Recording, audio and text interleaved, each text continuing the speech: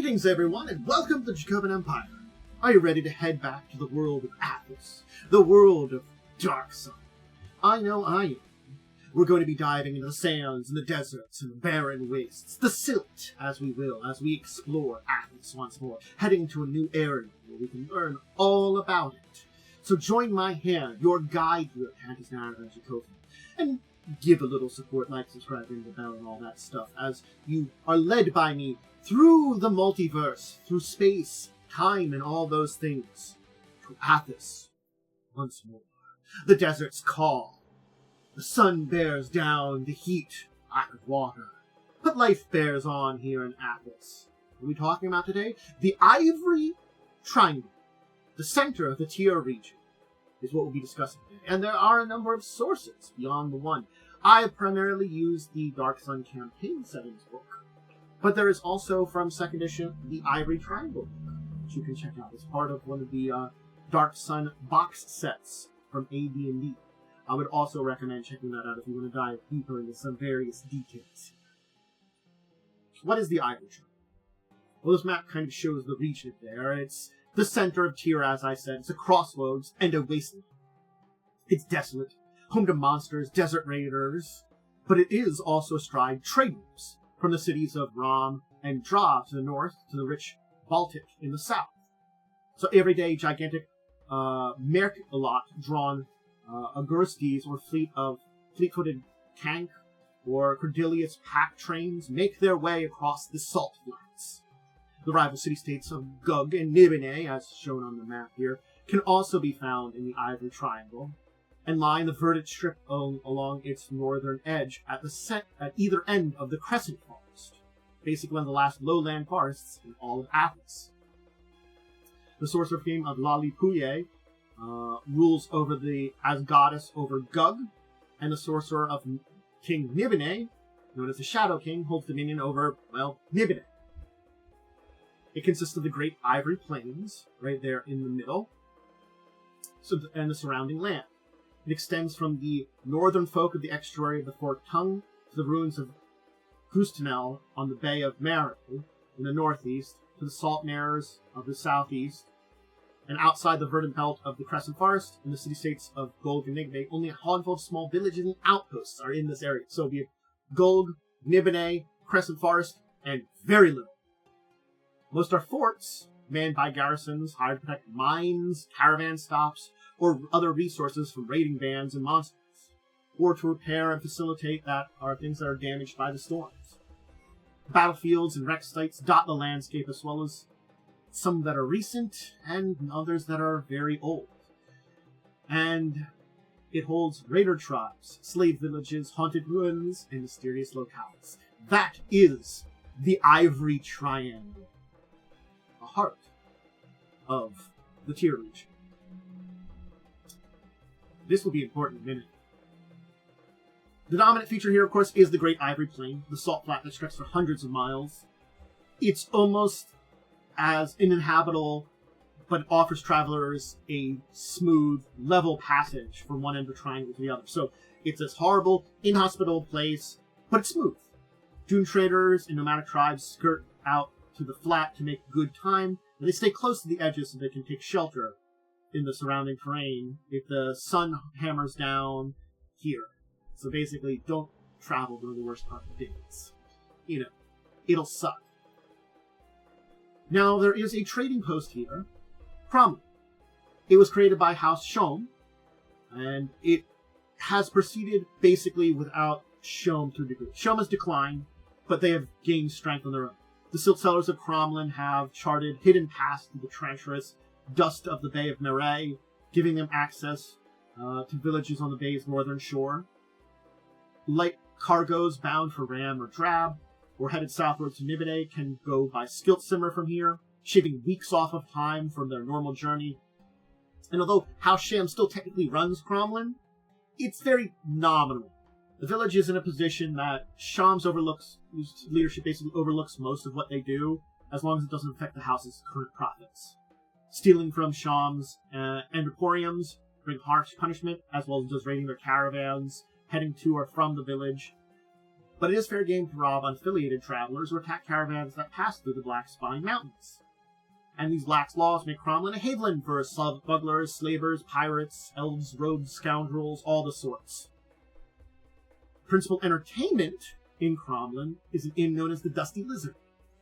So, you know, it's a nice little place to get a little bit of information, a little bit of wisdom, and a little bit of drinks. Another area that's actually nearby, 40 miles east of Cromlin, is a very interesting and important ruin. One that links to this nice image here. Huistan. It's mostly forgotten. But rumors abound for Huistan, the crumbling city at the far side of the Black Spire Mountains. Skilled swimmers passing the Bay of Mireille steer far from its shoals and give the city wide berth, seem to pass swiftly in daylight. Brave souls who venture near the maze of walls and broken ramparts encircling Huistan basically have to deal with more than just the silt horrors beneath the dust here. Within its maze, it is half buried in the silt. It appears deserted, and its ruins show evidence of a terrible sorceress battle that was fought here long ago. It was destroyed swiftly, but never sacked, and a few looters have gone to the place to raid it, and claim great treasure still lies in the ruins. No people are known to linger nearby, because dangerous beasts that lair in the city are just one of the problems, because from time to time, travelers passing have a psychic presence calling itself toward them, something they call the Caller, and it has an interesting effect on victims. Trusted companions can go into shrieking, violent fits, killing pack animals and fellow travelers before fleeing the desert, heading straight for the city. Even those touched by only lightly by the Caller's power feel an unusual desire to pass the gates and be consumed. Some say it's a collective revenant in those of its dead populace, trapped on Athas by the mystical turbulence that stirred the city's destructions. Other that devours those that it adds to the city, adding to souls in its tormented regions. The dreadful truth is that it is a sorcerer king, an undead one, Dracovin. Basically, the sorcerer king of this destroyed city still exists. Once Huistan was home and was a great city-state like Tyr or Dimity, ruled by Dracovin. Dracovin formed a new race, the Dragonborn, or Dread. For almost 2,000 years, the other sorcerer kings conspired to kill him, fearing his growing strength with his new species. Remember, sorcerer kings are trying to become dragons, something I've mentioned in videos before. We'll talk about it all, but, kind of needs the big dragon here. Anyway, the magical duel turned Huistan into a tomb, and Dracovin fell dead, and they left his city to the deserts. With the lack of his power, Dracovin made a transition to undeath. So the Dread King has been gathering his place, gathered surviving Templars and slaves underground, and after these centuries, he schemes to take his place as a ruler of Athens. So, yeah, they might have gotten rid of him, sort of, but he's still there, and still a problem. Well, now he's their problem. They made him his problem. Let's move away from a horrible cursed city with an undead sorcerer king in it to the Crescent Forest itself. And the people of the Crescent Forest. Because as much as we have, of course, the two major cities here, Gog and Nibene, there's much more to the Crescent Forest.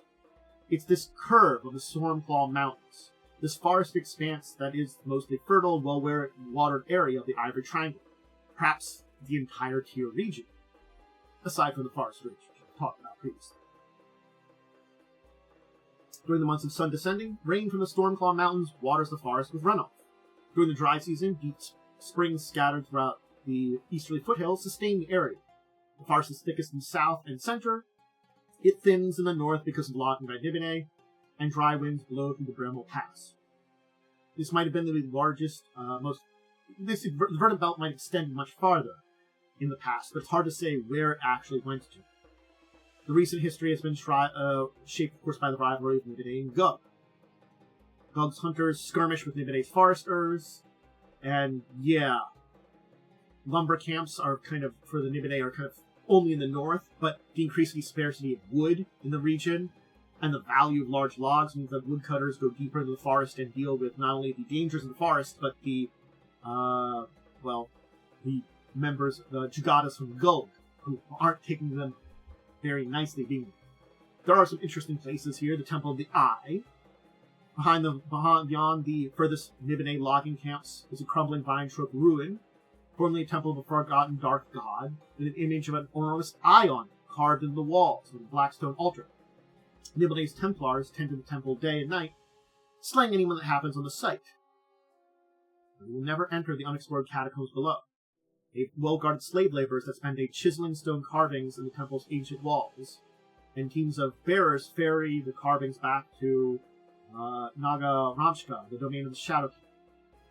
What are these purposes? None can know. There's also the Lost Spearers, basically halfling slave soldiers that escaped from Lalapute and Gulg and formed their own village. A small group of them. There's the Witch Grove, in the deepest part of the Crescent's forest. It's a stretch of forest that appears alive. Strange eyes watch from the undergrowth. The trees are aware. This is the Witch Grove. Very dangerous area. There are druids in the Crescent Forest. It's important to note. An organization of druids that watch over the forest. They come from a variety of individuals. Hermits, escaped slaves, Gulgan outlaws. They basically have joined forces and live to protect the forest from forester, hunting Jogda, hunting spies, all in their own deeds. And they've aligned with a handful of treants to guard the forest's most sacred sites.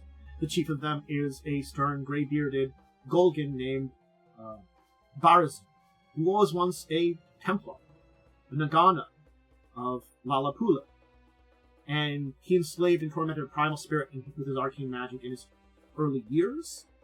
But he basically saw through Oba's lies about the forest spirits and abandoned Gulg to serve them instead. He saw what he had done as Spirit of Dark and basically has been living to undo the damages. Picks. Now here's another map, a nice one. And we can see the Melicot Mountains, which we'll kind of talk about to finish up. These are old, low-lying ranges in the center of the Great Ivory Plain. A series of long, domed monoliths of spectacular orange that resemble nothing more than a line of titanic Melicots. The northern cluster known as Great Melicots are higher. The southern cluster, lesser Melicots, is more broken and jumbled. A narrow ring of badlands and stony barrens separate these mountains from the surrounding salt zone. There are old mines, old Green Age ruins, fierce tribes of escaped slaves, hungry monsters, bands of cruel two-headed giants that raid the surrounding outcasts. There's a lot here. There are various old mines, including the Akutin mine, an ancient silver mine, which may still have riches. The Salt View, which is a raiding tribe founded by a half-elf Xanius, who's an escaped gladiator from Rom, and basically contains many escaped slaves. Basically, ex-slaves head to here from the region, and though raiding isn't helping them as much anymore, they do have a new, basically, pastime, performing, because many of the former slaves that escaped to here had trained in dance and theater, and so now there are the Ivory Triangle touring group, which performs for good and trade goods, and sends stuff back to Saltwood, and also provides informations and happenings around the region. Bodak, which is around here, is one of the grandest ancient ruins in Athens. It lies amidst a maze of salt marshes, dry sinks, and silt basins known as the Salt Mills. From miles away, its towers can be seen rising from the reeds. It was a great city of magicians, mighty arcane sequence that could possibly be discovered in the wreckage. But few treasure hunters go there. Basically, it had a very terrible fate during the Cleansing Wars, and is kind of haunted by thousands of skeletons, zombies, and worse, that emerge at night to hunt the living. So yeah, during the day it's fine to try to explore a little bit of it, but you gotta get far away. And finally, the last area to talk about is the Beast Barrens. The eastern end of the Great Ivory Plain lays a bleak region known by nomads as the Beast Barrens. Few people come this way or rarely linger because it's a cursed land. Powerful bale warps the area. Desert predators become fecus monstrosities, sprouting extra limbs and claws and scales and worse. And these new terrors wander out from Beast Barrens and seek other areas. There's, of course, two locations within here. The Broken Butt, a maze of canyons and ravines, with a tribe of minotaurs that have accustomed to the area and the curse of the thing, and have gained an appetite for raw flesh. They've been driven to savagery, much more than your average minotaur. So if you travel anywhere near these caverns, your victims will be lost and, captured and devoured by them. And they send their warriors into the wastes to have their physical transformation, basically marking them champions of a mad god's favor. And then there's the pristine tower at the heart of the Beast Barrens, an old relic of past. Only sorceress kings and a few other Athasians know the true history of this place. Most only know of it as a structure of pure alabaster stone rising out of the desert. But sages and experienced travelers know not to approach it, for it is guarded by gruesome fate those that get too close. Basically, the creatures guard it, and any creature that sustains physical wounds within a few miles of the tower falls prey to transformation play that fills the Beast Barren. Its loathsome monstrosities. So yeah, the tower is source of the curse upon this land. That's always great. But that's the Ivory Triangle. Yeah, there isn't a lot here other than some interesting places for adventure, but it is a center point of the Tyr region, and there are some really interesting ruins and interesting plot points. I mean, you have the Dragoth, the undead sorcerer king, who's plotting revenge and murder and conquest on all of his former, when they all murdered him, who created the Dre. There's the Druids in their forests that fight against the Nibelates and the Gulgians. There is so much going on, and so many ancient ruins, and so many things in this area that is technically well-traveled, just because traders use it as a major trade route. If not, this place would probably be abandoned if it wasn't a straight line that was easy to travel, just because it's so cursed and so much terrible things there. But people live there, people find their homes there, people find ways to survive in the Ivory Triangle. And there are some city-states in the Crescent Forest, or the edges of it. And there are plenty of city-states nearby. There are people here. More than just monsters and raiders and things like that. There is more. And it just goes to show the life on Athas fights and continues to fight, even in the darkest of deserts and the most barren of things and hottest of suns. They continue to fight on and try to survive, and the people of Athas are hardened. Regions like this. Regions where made plenty of stuff that might be deadly and dangerous. But you are free. But that's it for today, and talking about some more of Athas and Dark Sun. I hope you enjoyed diving into another interesting region. If you want to check out my schedule for any of these videos, make sure to check out my various places I put it up on, my Discord, Twitter/X, Blue Sky, and of course over on my YouTube channel. That gives you when I'm going live, when I'm talking about tabletop, when I'm doing other things over on Twitch, when I upload everything to YouTube, all my schedule for the week, given that it adapts little bits here and there, depending on things going on in real life. Make sure to do all the various things to support the channel here, like, subscribe, and the bell. Have any of you ever dealt with the Ivory Triangle in your adventures in Dark Sun? Or do you have ideas for adventurers or adventurers that come out of this region? I'm interested in what people think about this entire region here and what you kind of build out, certainly speaking. Make sure to, of course, give all their supports. I said that. Make sure to check out any of my TTRPGs. I'm finishing up one of them, Crimson Queen. You can watch the whole series. I've done other ones. I'll be doing more in the future. I'll announce them when I do that. And discussing Tabletop Saturdays at 6. Usually my TTRPGs are evenings, Wednesdays, Thursdays. That's a good place to kind of do that. Those are my aiming days for doing those. So we'll do those more in the future. Alright, everybody. I can't remember if I shouted out everything. I never remember at the end of these things. I'm so bad at an outro. But, hey, thank you for joining me. I'm heading off and hang out with Twitch a little bit more, maybe do some more recordings, do some more stuff. But until the next time, we dive into Athas, into another world, any place like this, in Dark Sun, wherever, I bid you out there a deep and wonderful farewell.